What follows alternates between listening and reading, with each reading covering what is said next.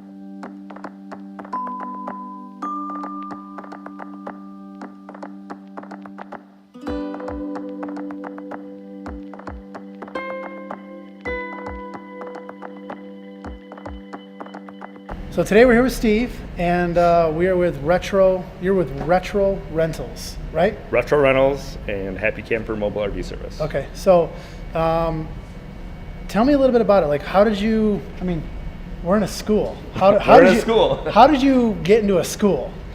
Well, we about 17 years ago started out as just detailing trailers, Okay. and then through that ended up getting into repair side. And as we grew and grew, we got into doing vintage camper repairs and restorations. And my wife, being an antique lover, said, why don't we rent some vintage campers out? So we applied to go Start Garden, actually downtown, Okay. and got the first round of funding through public vote. And that got us our first $5,000 to get a camper up and running. Sweet. And start the rental side. So your wife started the business, pretty much. What Right, exactly. No, right. That's good. That's good. I appreciate that. She was the brainchild of that one. Yeah. Right. So you started the Retro Rentals when you got you said it was a crowd fund? It was Start Garden through Okay. downtown. It was the bosses and I can't remember who else was one of the main investors. Okay. But they would do 2 small businesses every week. Wow. And so we were one of those. That's cool. We didn't get the next level of funding because they figured it was not going to make them a ton of money. Sure. So Yeah, I mean, I get it. Yeah. But you still got something. we got something. Yeah. Yeah. It got us our website that you know, go retrorentals.com. Yep. It got us all that design. So you started with just a one kind of a retro, like an old school rental, and then Yeah, so now we have 4 rentals in that fleet right now. We've got the Motown Motel, which is a 55 Detroiter. okay. The Silvery Moon, which is a 54. You're talking about years, Duro. correct? Yep, Okay. 1954. Not a 55 footer. Right, Okay. correct. All right. And then we have a 1969 Holiday Rambler, which is the Righteous Rambler. Okay. And then we have a Schembechler Shack, which is a 1930s homemade teardrop. That's Now, got- is that just the designers when you're saying those names? The name is just like the Motown Motel. That's the theme. So Okay. inside, it's got a record tabletop. It's got Okay. record window. You know, like it's just So it's something that you've created. we've created. So yeah. it's not like an Airstream where it's a brand name and right. it's something So else. the Motown Motel is actually a Detroiter. Okay. So because it didn't actually come from Detroit, but that was the name. It was Sure. made in St. Louis, Michigan, actually.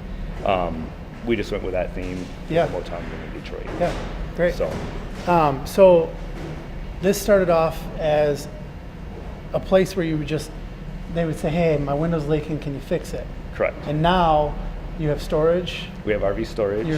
I see they're putting a brand new roof on the one in the back there. That's Yep. that's a big one. Yep.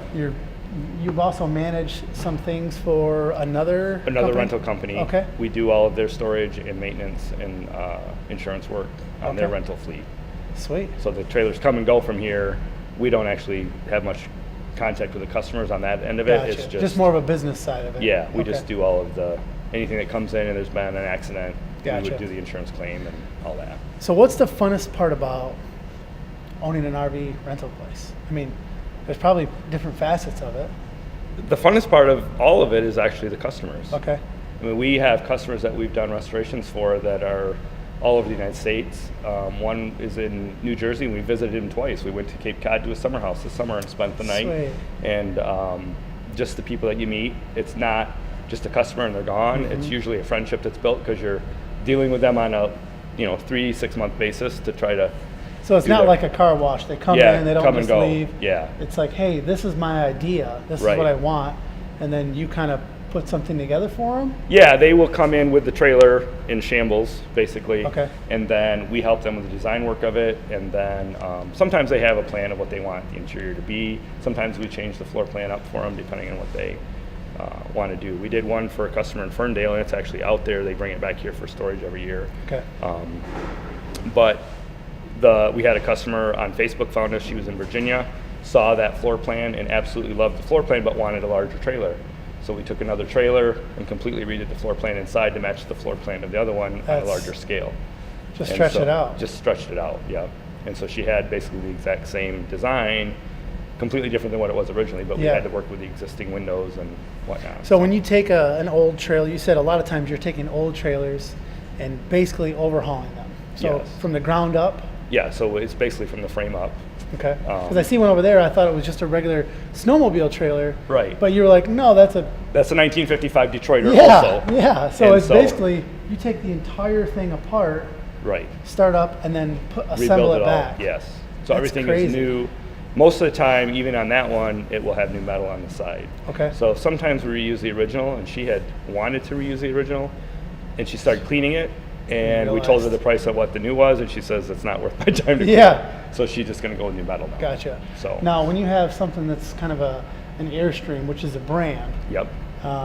if you have to replace the metal, is there a certain type of metal you get versus something else? For Or the is- Airstreams, you actually get that from Airstream. Okay. It's a specific metal. Okay. And like the segments, like this curved part here, you can buy that pre-curved and ready to go. Gotcha. So that was damaged actually by a softball here on the property in our watch. Oh. So we have to replace that segment. Oh man. Oh, because there's a There's a softball diamond out back, and it was sitting out there, and someone hit a line drive, and it Ah, went out the back. So bummer. That's the. yeah, but I was gonna. My next question is, what's the worst part about having this business? right. And yeah. it's probably the liability, but I don't want to put words in your mouth. so- No, I mean, for the most part, it's just that is probably, I guess. It's just that was a freak accident. And those Airstreams are so Yeah. thin metal that it doesn't take much to to poke it in. poke it in. So Now, if you had to choose your ideal camper, which would you do? Would you do a small one, kind of an old school Winnebago Airstream, huge one with pop outs? I mean, I have mixed feelings on that. okay. I really like the old little ones. They're cool, and the motorhome here is actually my personal one. Okay. My wife and I took that out east. It's been to Florida, and we've only had that about a year. Okay. I used to think the Airstreams were ugly, and I used to work at Woodland Travel Center, and when I worked there, I Yeah. kind of had an appreciation for them. And so now I really like the Airstreams, but they're not as much room in them. Gotcha. You know? Is that So- because of the way they're because of the curved? curve. We do have a old, I think it's like a 50s 35-foot trailer out there that Ryan bought, my son, Okay. to restore. We haven't done anything with it yet, but we've toyed with the idea of actually putting in a slide-out mechanism in it and keeping the original profile of the trailer and just creating, a 1950s with a slide-out. Sure. To make But- it like up to snuff nowadays. Right, yeah. And a lot of them that we do the restorations on, like we did a holiday house for a guy out in New Jersey, and he had it all modern inside. It had aluminum walls like an Airstream would have. Sure. And then it had all the holding tanks and the monitors and a DVD player and Everything that you everything want. automatic. Yeah, stainless steel shower and everything that you would want in a newer trailer. Mm-hmm. But the outside was, replica of the original 1961 holiday house. And they only made those for 2 years, so it's pretty rare, and there's only about 24 of them left in existence. Really? So he spent quite a bit of money to have it restored back to original, and then Did you do the work on it? we did it. Yeah, Okay. we did it at our other shop, but where we were before here. But So you went from a smaller shop to, how big is this? I mean, this space here is about 6,000 square feet with the stage. okay, The shop we were in before that was about 2,100 square feet. gotcha. So So triple. Yeah. And then the school has umpteen square feet. Umpteen square feet, yes. Yeah, it's literally, what is it, 24,000 square feet is the entire building. And you're going to eventually retro that into something else? Like- Yes, the front is designated for mixed retail space or shops or storage. Okay, That's the 1937 building. And then the back wing is designated for residential okay, for us to live in. wow. So you're going to convert Classrooms to what- bedrooms. Classrooms to bedrooms, that's Right. pretty cool. Yeah. And then you said possibly even maybe doing some rental in there too, like if somebody wants to have a birthday party Right, or yep. something else. Yep, like Okay. a banquet facility type thing. Cool, Yeah. cool. So what is what's next on your plan? I mean, you've only had this building for what, a year? Yep. And I know you've done a ton of, it doesn't look like it because Right. it's a shop, but there was an overhaul. When you got the building, it was pretty much in disarray. I mean, Yes, it was next to condemned. Okay. And they were actually considering tearing the building down if we didn't buy it. So how did that work? I mean, was it just like a public auction? They said, hey, Actually, we have a friend whose parents own this house next to us, okay, and she knew we were looking for shop space. And so she said, you should check out that old Moline school and see if they're interested in selling it. yeah, And I said, well, it's not for sale. And she says, well, you never know. yeah, So I made a call to the school district and I said, is the old Moline building for sale? And they said, you need to talk to so-and-so. He's not here. We'll have him contact you. And so he, about 2 weeks later, finally contacted me and he says, have you been in the building? And I said, no, I have not. He says, well, come on in and you'll decide whether you want it. So, you know, you walk in and ceiling tiles are crumbling down and the water's dripping through the ceiling and carpet's moldy and, you know, it's Sure. a shambles. You know, everything is everywhere. And I looked at it and I said to my wife, I think I want the building. yeah. And I said, you need to come in and look at it. And so she came and looked at it, and then that started the process, which ended up being a 15-month process between getting the school board to approve that they would sell it and then come up with a price of purchase. Sure. And then in the process, we also had to get the township to do their approval so that when we had the building, we were able to do what we wanted to do. Yeah. So I didn't buy it and then, oh, you can't do that. Yeah, because So we- especially if you wanted to have it be, you know, residential livable and space yes, in the back, then. right.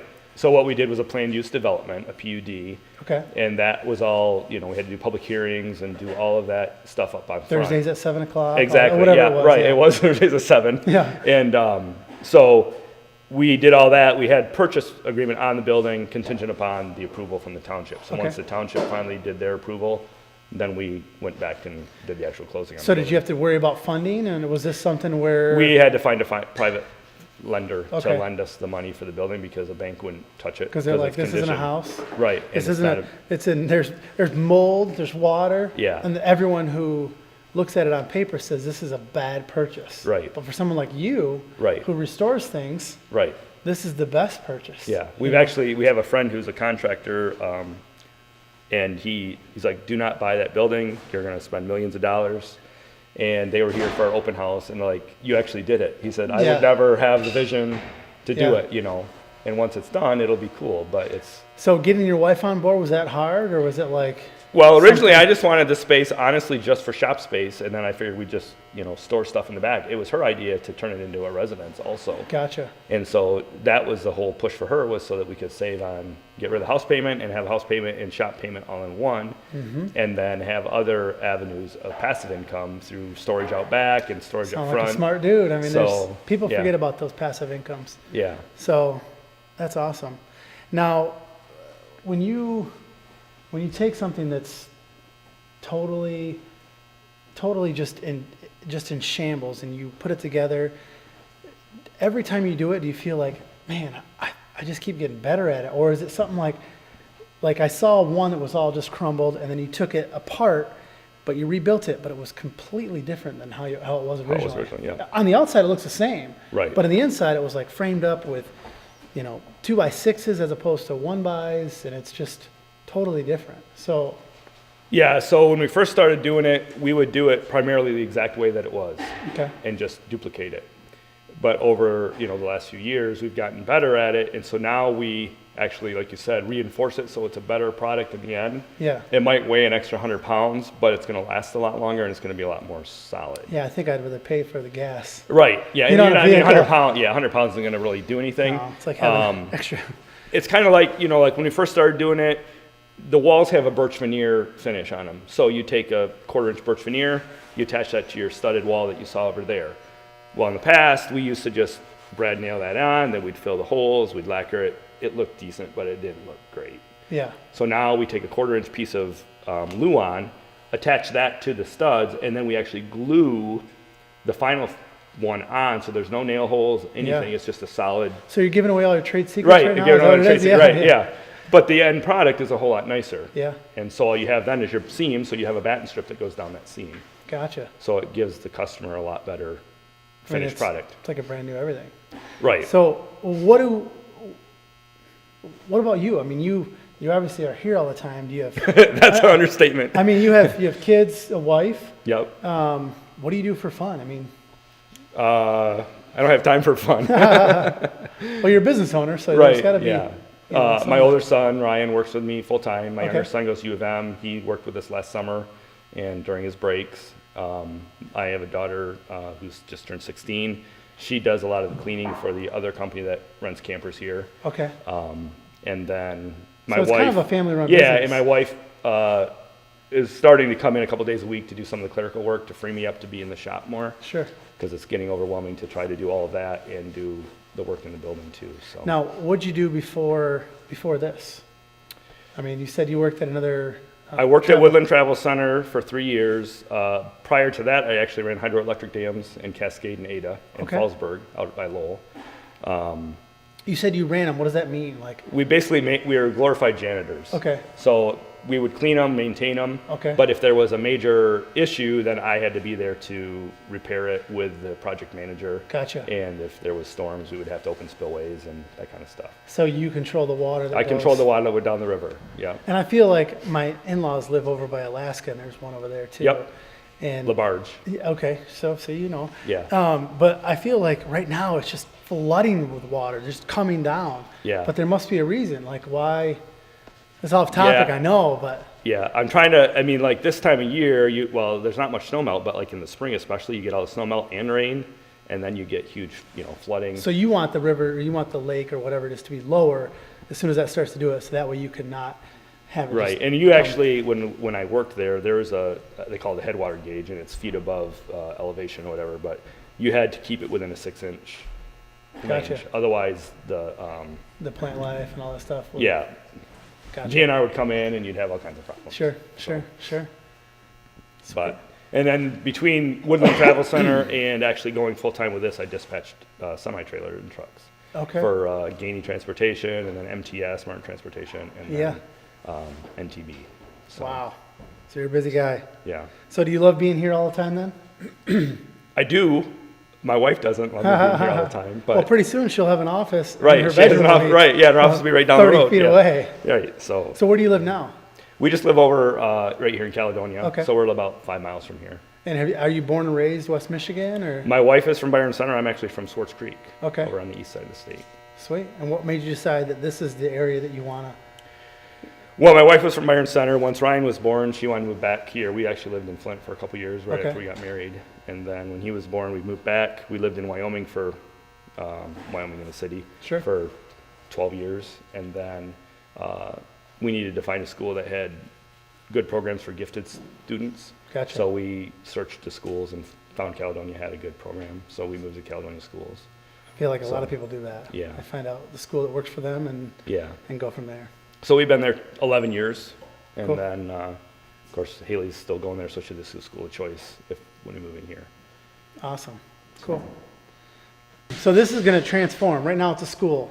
It's a school. Well, it was a school. It was a school. This Now is it's the a- gymnasium and stage that we're Yeah, we're standing standing on on. the stage. I like the lights. I mean, it's, Yeah, we do have the curtains actually, but we took them down to get them cleaned. that's good because it'll keep the dust out of the way. Yeah. So it's going to transform from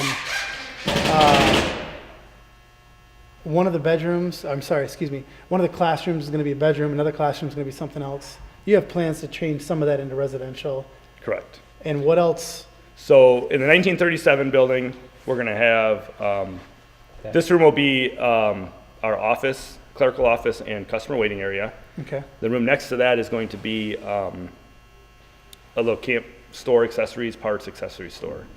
And then the rest of the building up front is going to be office space and storage. Sweet. This room is going to be designated as storage for now and may become a venue for parties or open houses or something like that. The library is going to become our family room, which we've started. There's a dance floor with LED lights and strobe lights and whatnot, and a bar made out of a bowling alley. That's too cool. The room next to that's going to be your breakfast nook. And then we go in from there into what will become the kitchen, living room, and dining room area. The room next to that, which becomes our master bedroom, bathroom, and walk-in closet. Across the hall is going to be the boys' bedrooms and possibly a little kitchenette. Okay. The room next to that's my daughter's bedroom. The room next to that's going to be the two-car garage. The bathroom at the end of the hall becomes kids' bathroom, shower, and washer and dryer, laundry facility. Yeah. And then the other bathroom next to that, we're talking about turning into like a spa type Sauna area. or something, yeah. Whirlpool, hot tub, and whatnot. That is too cool. This room is our finishing room, we call it, which is where we spray our walls, spray our cabinets, spray all that stuff so that we don't have the dust from the shop side interfering with our. So this room is storage and potentially office space at some point. We were going to actually have two rooms. We're going to be, the rooms down this side here, the guy next door was going to turn into an ice cream and hot dog stand. And then he decided it was going to cost him too much to do it. Yeah. And he didn't want to do it. So we were really excited because that was actually in the works before we bought the building. A lot of stuff that was left in the school, all the kitchen equipment was left, the Holbert mixer, slush machine, ovens, cooktop, the sinks, of course.